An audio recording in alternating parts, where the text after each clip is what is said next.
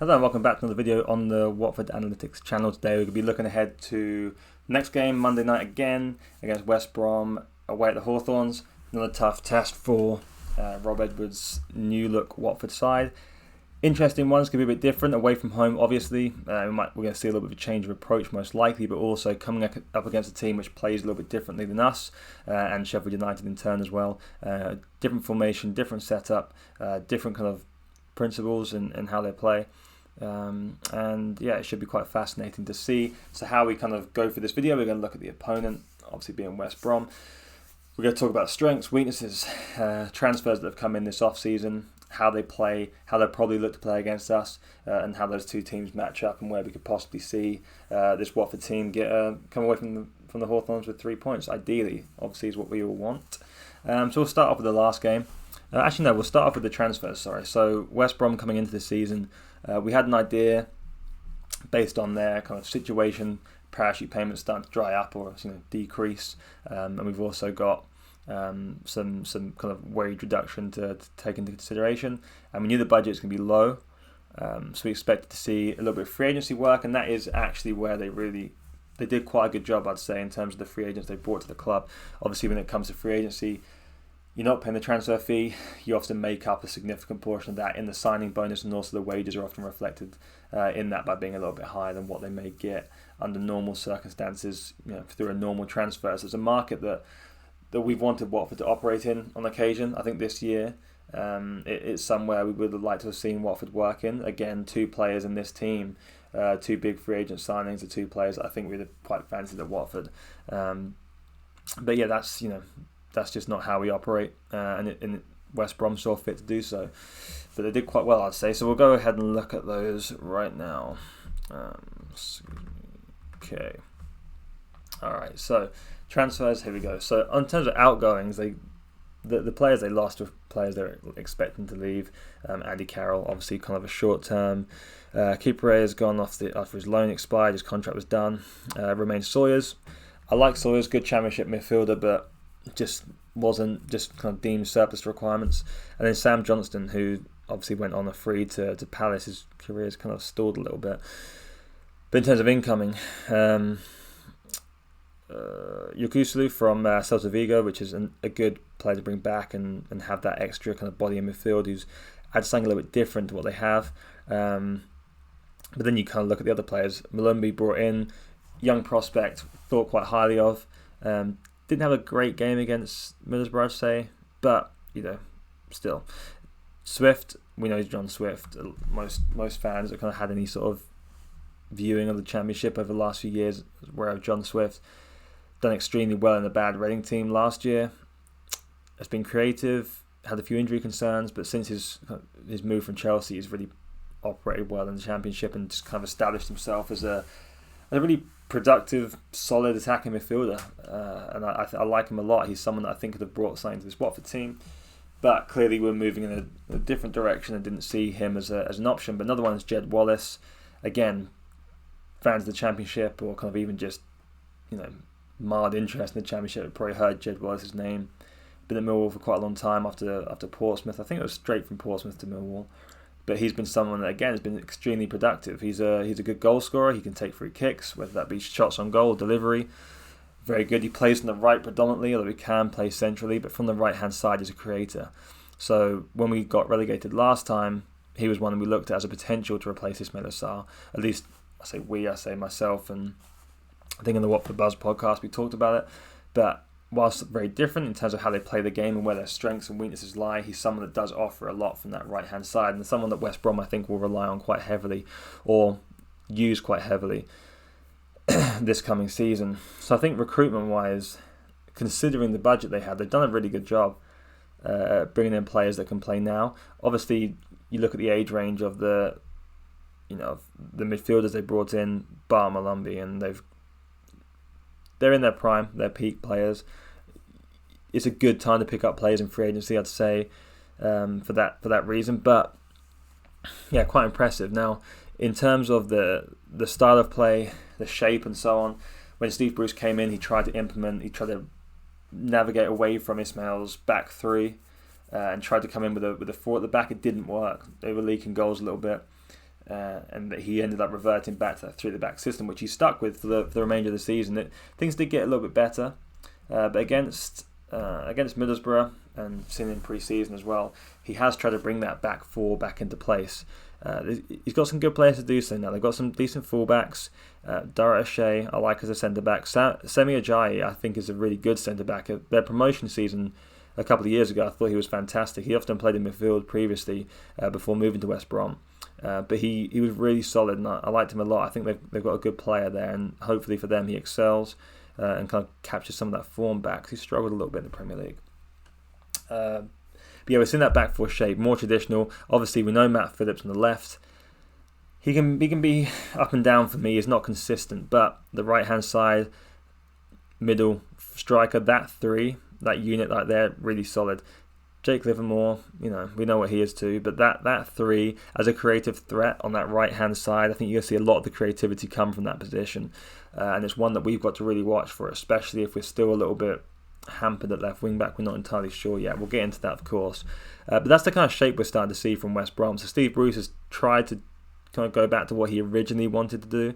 And we're starting to see maybe a little bit more of what he plans for this West Brom side. But in terms of shape, again, we want to kind of look a bit further into it. We'll look at the passing network. So give us an understanding of not just how the team sets up, but how they move in the ball in the system, when in possession, what they're looking to do. And you look against Middlesbrough, and it's a good one to look at. Obviously, it's only 1 game in, so there's not a ton of data and information to pull, but we can look at this and say, okay, against a back 3 team, what were they trying to do in possession? Where were the holes they were trying to find? Now, bear in mind, they were playing fairly counter-attacking. They didn't have a ton of the ball.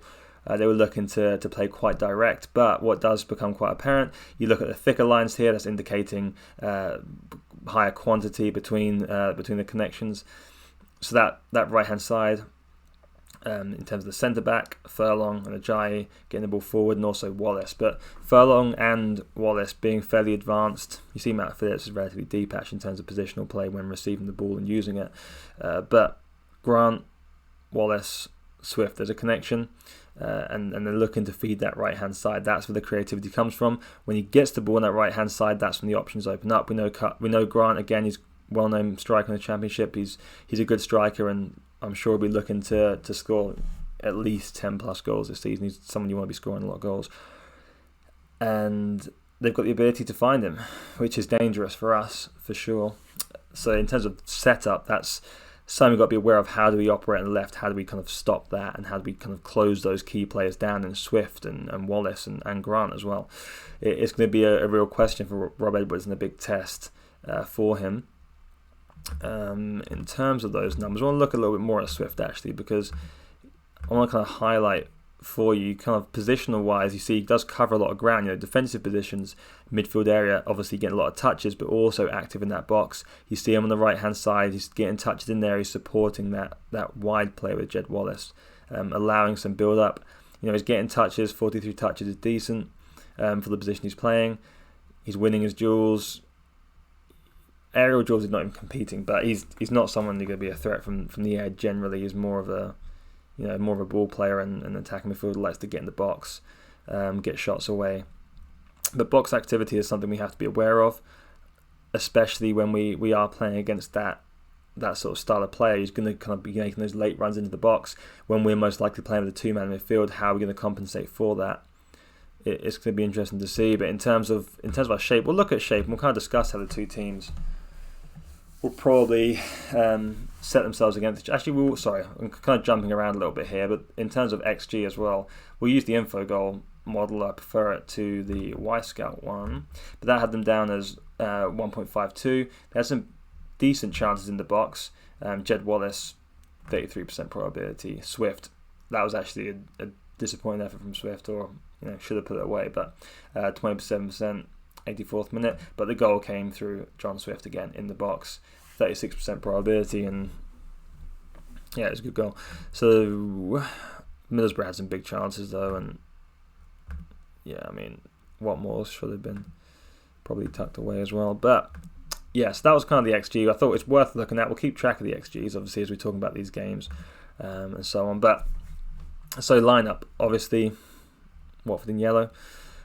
How's this team going to look? Now, in terms of defensively, Where's the problems? We just discussed the right hand side here in Wallace.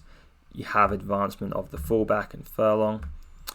And this is where the questions are asked now. Now we're asking to defend in space. The previous game, we kind of got away with it, but the problem for me always in this back three right now, how these outside centre-backs are going to cope until we have these players brought in that has been discussed, or until we have that support, how they're going to work. Are they going to need tons of help from the wing-back and kind of stop us being able to really get those players forward? Hopefully not, but I am a little bit concerned when you look at the Cathcart and Cabaselli situation on the outside, because I think we're going to be seeing a lot of this. We'll be seeing a lot of the ball coming in into the wide position. We'll get a ball just for...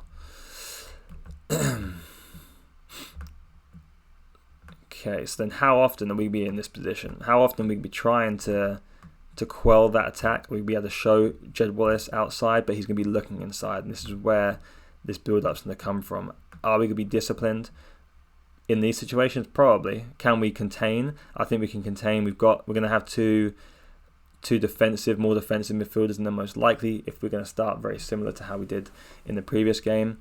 We can contain these situations. We can probably do okay here, but the real concern is if we are overlapping, if we are pushing that wing back forward, as we kind of have to really be an attacking threat, it's the counter-attacking possibility which concerns me, and which I think West Brom, whilst being at home, innately kind of it's going to be part of their DNA to do so. Then they're more of a direct team, and that's just kind of where it suits them to play. John Swift being able to get that ball into wide areas nice and quick and accurately from longer ranges. That's where the concern comes in. If you've got that back three, Siriata's fine in the middle, but what happens when we have to get that ball wide, or we have to defend in wide areas, and Cathcart's being dragged in space? I don't like that matchup at all. I think that's a danger area for us. Jed Wallace's delivery is very good. We've got Grant, who's an active striker, and we've also got support from Swift. So we really need to ask a lot of discipline, and probably ask a little bit more athletically than we should be doing of our outside centre-backs, but also the midfield is going to have to be very active and very switched on in regards to those crossfield balls, those switches and those breaks. So that's going to be interesting to see. The right-hand side should have more space. It's a shame we're not going to have potentially Laird in there. I quite would like to see someone that's able to really pin back that left-hand side and make sure Matt Phillips is kind of neutralised by having that activity going forward, especially if you've got the 1-2 punch of Ismail Assar. Please, let's just see Ismail Assar taking his man on and being aggressive, because if we have that, that's the real opportunity we have to kind of keep them back on that side, and then we can focus on that contain on the left. I think our best form of defence in some ways is going to be Emmanuel Dennis. His ability to get back and help in defence, we've seen that he's got excellent work rate, excellent presser of the ball, and someone that can really help us in those situations. It's up to him, in my opinion, to keep West Brom honest and to force that fullback in Furlong to be kind of handcuffed to Ajayi there, and that's the threat. If we can keep this here, if it's going to be Kamara, if we can keep this more of a one-on-one battle, I think Jed Wallace comes up short against Kamara in terms of physical ability and drive and beating him. He's not going to beat him for pace very often. So if we can have Kamara a little bit more responsibility defensively perhaps than we may like, but Dennis is going to open that channel, is going to open that space for us to play, to get forward but also to hold them back. And I think that's where the game's won and lost for me. What does this lineup look like? What does this battle look like between these players here? And can we avoid that? That's what I think for this one. Because as I said, these are the key players, and John Swift as well is another one we've got to be shut down. But that right-hand side is really what I'm thinking is the question mark for us. So in terms of, let's have a look at how they ranked over the first week. Again, first weeks, we're not going to draw an absolute ton away from this because it's such a small sample size and it's so dependent on opponent and so many factors. It's not something to get caught up on, but as I said in the last video, it's something we'll keep an eye on as we go through the weeks. We'll have a look at it just to see what we can take away from there. So looking at just kind of expected goals. Again, don't love the model here, but we're going to look at a couple numbers to see. Expected goals per shot. Yeah, that's kind of where you'd expect to see them actually. Expected goals against. Have a look at per shot as well.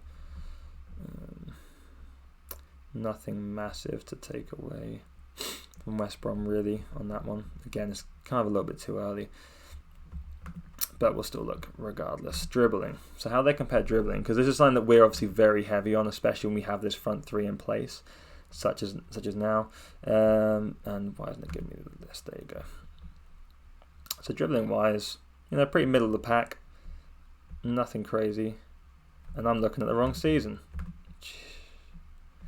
Apologies. Alright. Let's go through this again. Sorry there, guys. Goals, expected goals per shot. Yeah. I mean, pretty low actually, but again, that's fine. Okay, so we'll look at attack. We'll go through the 1-1 dribbling.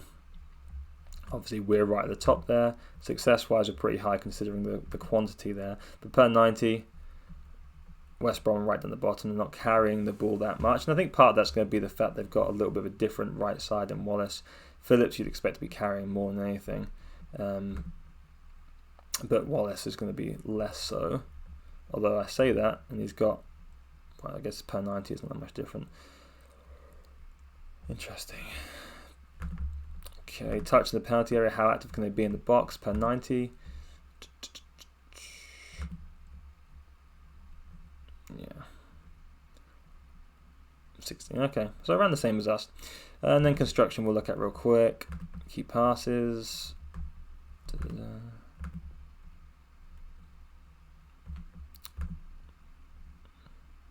1.86.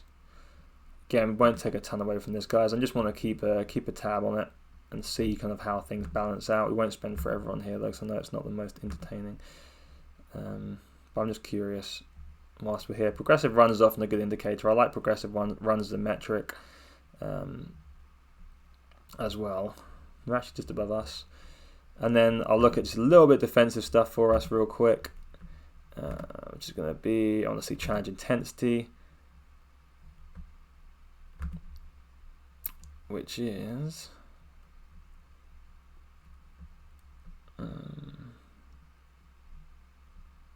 quite low. And then passes per defensive action. So how many passes are allowed per defensive action, so per tackle, interception, recovery, and so on. How many passes go by in that time? West Brom have allowed the most, which is interesting. So they averaged 18.56 passes against them before defensive action was made. So that's interesting a little bit. So we get to see that it does reinforce what we're talking about in terms of their work off the ball. They're not ultra aggressive defensively. They're going to drop back. They're going to hold space and look to counter a little bit more. How much they'll do that at home, a little bit harder to tell. Then maybe it's going to be a little bit more aggressive. But just from this one game, we can take that away and gives us a bit of a another confirmation of how we feel on that West Brom side. So yeah, I think that's the real matchups. We talked about the key players. We talked about the key position to watch. I guess maybe in terms of what Watford can do from an attacking standpoint, how we can win this game. It's linked to that side. But I think the question mark for over us will be, what do we have at right wing back available to us? Will it be Mario Gaspar? Will we see Kamara on the left and Kamara on the right and Semmer on the left again? Potentially. Hopefully not. I'd like to see it the other way around, but I have a feeling we're going to see that again at this point.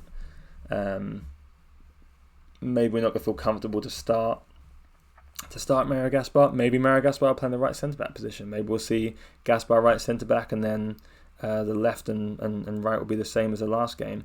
But this front three, obviously integral. If I had to say one other thing I want to see in terms of us attacking and actually having a threat and trying to win this game, that's not these two, then I'd say it's got to be Ismaila Sarr. Can he stop getting to this position? We've seen it too much. We have the ball. We're in possession. I'll just paint a little picture of this for us. We're in possession. We're getting bodies forward. We're having support from the wing-back position as well. Maybe getting an overlap in here. And Sarr is having the ball in this position here. And so often, you just want to see him just drive into space. Just drive, and maybe this is a bit generous, but drive into space and take players on. Or if the fullback's not here, drive in. But so often we're seeing this where, we're getting into some position here, and maybe the pass is coming off, just laying off laying off the ball, or maybe laying off for an overlap, when you just want to see him just take it on and get at his man. I know he's a little bit unfortunate in terms of positioning. He was made to play a little bit more centrally. We were seeing in the last game, he was a little bit more central, and Dennis was operating a little bit more from wide. We don't want Sardis back to goal too much. We just want him driving at players, and that's another way that we can win this game, in my opinion.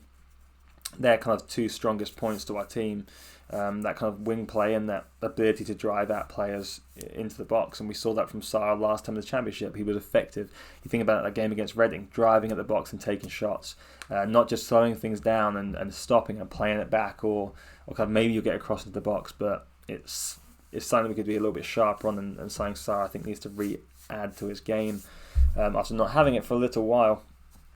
So I think that pretty much covers it for this one. I did get a question regarding opponent's kind of strongest position. I think we covered that. So yeah, I think that'll be it for today. Obviously looking forward to the game. Another game on a Monday night. I think it's not till the last week of August. We actually play on a Saturday. But yeah, again, interesting to see. Hopefully we'll come away with 3 points, and we'll learn a little bit more about this Watford team under Rob Edwards. Obviously we're getting new tests, new challenges every week, and this is going to be another fun one, I think, for us to see. I'm hoping that we get to dominate the ball a little bit. I want to see us play away from home with intensity, with some energy, and with a little bit of control and authority as well. I want us to be implementing our plan onto the game. I want to see Rob Edwards' side on the pitch dominating in terms of style, in terms of how you're getting out there and you're playing with that aggression and the confidence to put what you want to see on the pitch. I don't think we're going to be massively passive in these games. I expect us to still be aggressive when we're off the ball, but can we dictate the tempo? Can we dictate the ball a little bit more? And can we grow into the team we expect us to be? Because the first game against Sheffield United, against a bad, I'd say Sheffield United are an average by their standards, or below average, sorry, by their standards, Sheffield United. It was a little bit bumpy, a little bit slow in tempo at times, and this is an opportunity for us to try and kick on to the next gear, even against a team like West Brom, who are one of the more talent-heavy teams and have the ability to bulldoze some teams.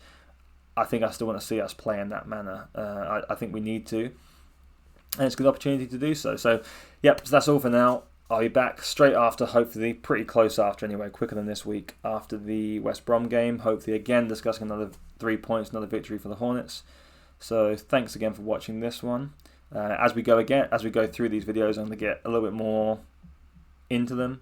In terms of we can add more stuff. I'm still trying to work out the video because I had some copyright issues with the last one. I actually had some video stuff planned, and then the copyright issue happens. I had to take it out, and it was just a thing. But if I can find a way to get that through without getting that flagged and without having issues, then it'd be nice to include some footage in here as well, so we can dissect things a little bit further for you. And yeah, have any questions, then please feel free to get in touch with me on Twitter at Watford Analytics or at Jordan Weimer, and obviously on here, the comment section, please like and subscribe. That'd be great. Listen to the Watford Buzz podcast, myself, Matt and Tom. And yeah, just let's keep going. Also, we think we might do a Spaces at some point too. Spaces have been quite popular, and I was thinking about doing a Spaces actually before kickoff on Monday potentially. So if that's the thing, I'll tweet about it beforehand. And yeah, look forward to the game. So thanks for watching again, and I'll see you in the next video.